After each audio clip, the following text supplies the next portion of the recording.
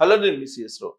ఒక విచిత్రమైనటువంటి న్యూసు, ఆశ్చర్యం కలిగించేటువంటి న్యూసు, అలాగే ఇలా కూడా జరుగుతుందా అనేటువంటి న్యూస్ని మీ ముందుకు తీసుకొచ్చేటువంటి ప్రయత్నం చేస్తాను. కాకపోతే మన తెలుగు రాష్ట్రాలకు సంబంధించిన న్యూస్ కాదు, అయినప్పటికీ దేశవ్యాప్తంగా దీని మీద చర్చ జరుగుతుంది. అలీగఢ్లో ఇది జరిగింది సంఘటన. ఈ సంఘటన అలీగఢ్లో జరిగింది. అందుకే అలీగఢ్ అత్త అని చెప్పి మొత్తం అంతర్జాతీయంగా అలాగే జాతీయంగా ఫస్ట్ దేశవ్యాప్తంగా కూడా చర్చ జరుగుతుంది. ఏంటి అని అంటే, ఆవిడ తన కుమార్తెకు మ్యారేజ్ పెళ్లి సంబంధాలు చూస్తూ, ఆ పెళ్లి సంబంధాలు చూస్తున్నటువంటి క్రమంలో పెళ్లి కుదిరింది కుమార్తెకు. కుదిరిన తర్వాత ఆ అల్లుడు పెళ్లి కాకముందే కూతురుతోటి మాట్లాడటానికి ప్రయత్నం చేస్తున్నటువంటి క్రమంలో అత్త ఆ ఫోన్ని లిఫ్ట్ చేసి మాట్లాడటం మొదలుపెట్టింది. దాంతో వాళ్ళిద్దరూ మాటలు కలిశాయి. ఒక 20 రోజుల కల్లా వాళ్ళిద్దరూ పరస్పరం లవ్లో పడ్డారు. దీంతో కుమార్తె కోసం చూసినటువంటి అల్లుడిని ఈవిడ ప్రేమించడంతో ఇద్దరు లేచిపోయారు. లేచిపోతే వాళ్ళిద్దరిని తీసుకొస్తే పోలీసులు విచారిస్తే అత్త ఏం చెప్తుంది, అలీగఢ్ అత్త, తన అల్లుడితోటి నేను ఉంటాను, రాబోయేటువంటి భవిష్యత్తు మొత్తం కూడా తన ఆ అల్లుడితోటే జీవనం సాగించాలనుకుంటున్నాను, ప్రస్తుతం ఉన్నటువంటి భర్త తాగుబోతు కాబట్టి కొత్త జీవితాన్ని అల్లుడితోటి ప్రారంభించాలనుకుంటున్నానని చెప్పి తెగేసి చెప్తోంది. దీంతో ఇది మొత్తం దేశవ్యాప్తంగా పెద్ద న్యూస్ అయిపోయింది. ఎట్ ద సేమ్ టైం విచిత్రమైనటువంటి కొన్ని పరిణామాలు చోటు చేసుకున్న 1-2 సంఘటనలు నేను మీ దృష్టికి తీసుకొస్తాను. ఇదే రోజు వివాహేతర సంబంధం నేరం కాదని చెప్పి ఢిల్లీ హైకోర్టు చెప్పింది. ఇక త్రిష పెళ్లి మీద నమ్మకం లేదంది హీరోయిన్. ఇలాంటివన్నీ చూస్తూ ఉంటే అసలు మన సమాజం ఎటువైపు వెళ్తుంది, ఏది తప్పు ఏది ఒప్పు అని నిర్ధారించలేనటువంటి పరిస్థితికి వెళ్ళిపోతుంది ఆ సమాజం అనేటువంటి ఒక అభిప్రాయం వచ్చేలాగా కనిపిస్తున్నాయి వాతావరణం. ఎందుకంటే కూతురికి పెళ్లి మాట్లాడినటువంటి తల్లి వచ్చినటువంటి పెళ్లి కొడుకుతోటి, వచ్చినటువంటి అల్లుడితోటి ప్రేమలో పట్టడం ఏంటి, లేచిపోవటం ఏంటి, దాన్ని ప్రేమ అంటూ ఏంటి.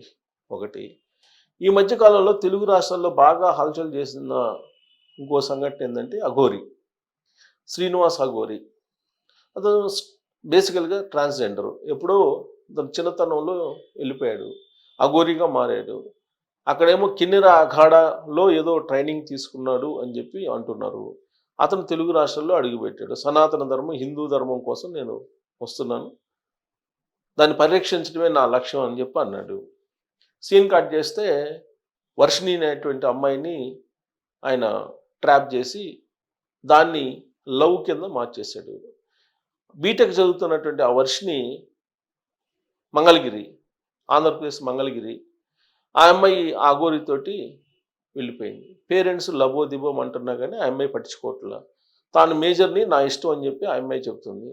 పోయి ఇప్పుడు వాళ్ళు కేదార్నాథ్లో తిష్ట వేశారు.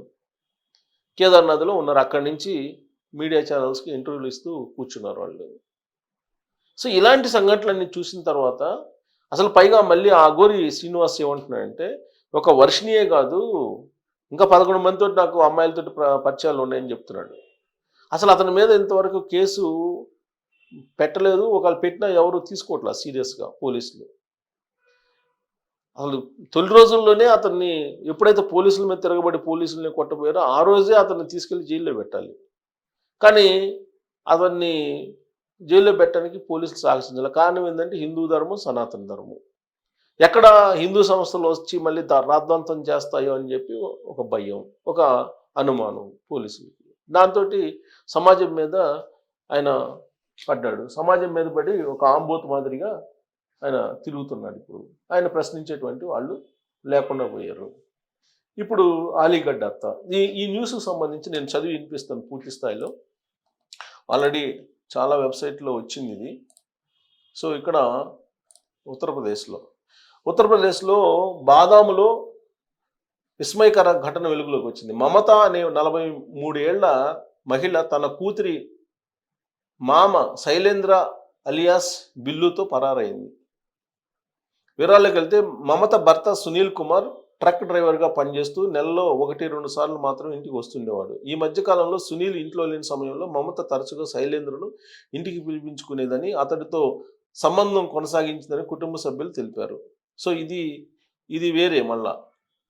ఇది అసలు ఇప్పుడు ఇదిగో ఇది బీజేపీకి సంబంధించిన లీడరు పెళ్లి చేసుకోవటం.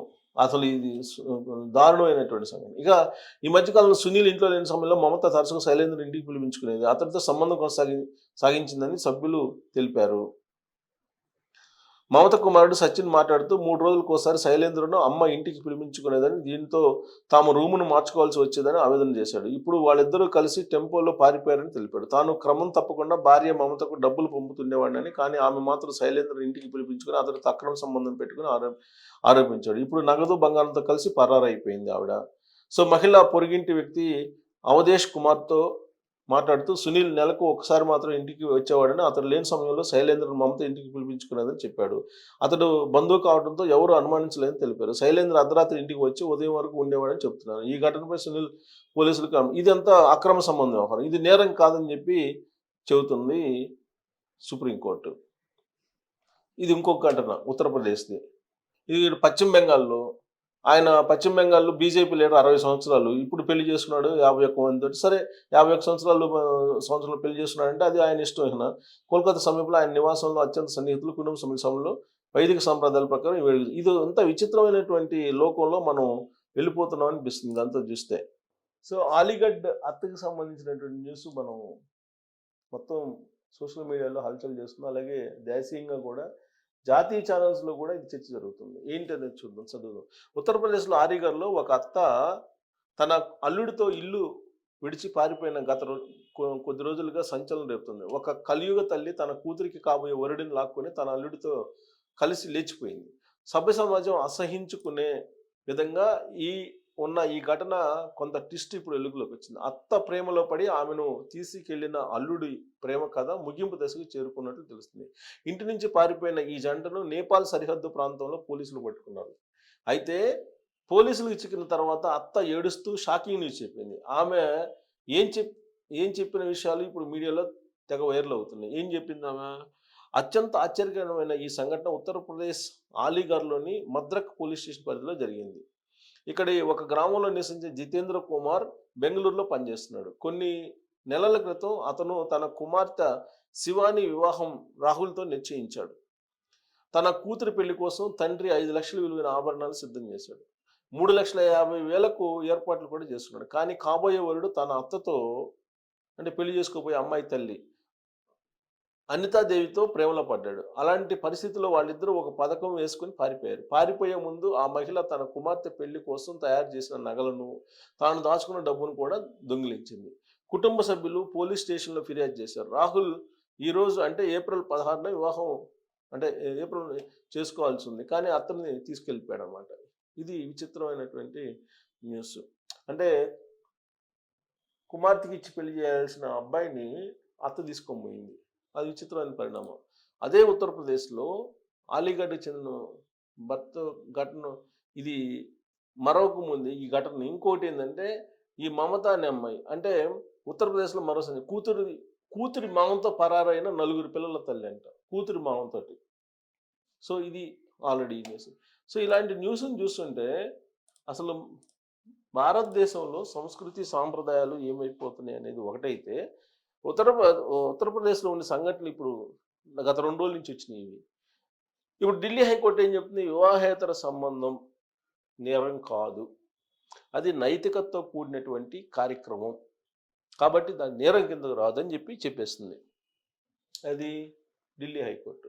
మరి ఇలాంటి సందర్భంలో మరి అలీగఢ్ అత్త చేసింది కరెక్టే కదా, దాన్ని ఎందుకు తప్పుపడతాం? ఢిల్లీ హైకోర్టు ఇచ్చిన తీర్పు ప్రకారం అలీగఢ్ అత్త అలాగే ఉత్తరప్రదేశ్లో లేచిపోయినటువంటి వ్యవహారం, నలుగురు పిల్లల తల్లి కూతురి మామతోటి లేచిపోయిన వ్యవహారం, దీన్ని మనం తప్పుపట్టలేం. వివాహేతర సంబంధాలే కదా ఇవి. కాబట్టి వీటిని తప్పుపట్టలేం. హైకోర్టు ఇచ్చిన తీర్పు ప్రకారం మరి సమాజాన్ని ఎటు తీసుకెళ్లాలని ఈ కోర్టులు తీర్పునిస్తున్నాయో మీరే నిర్ణయించాలి. Thank you.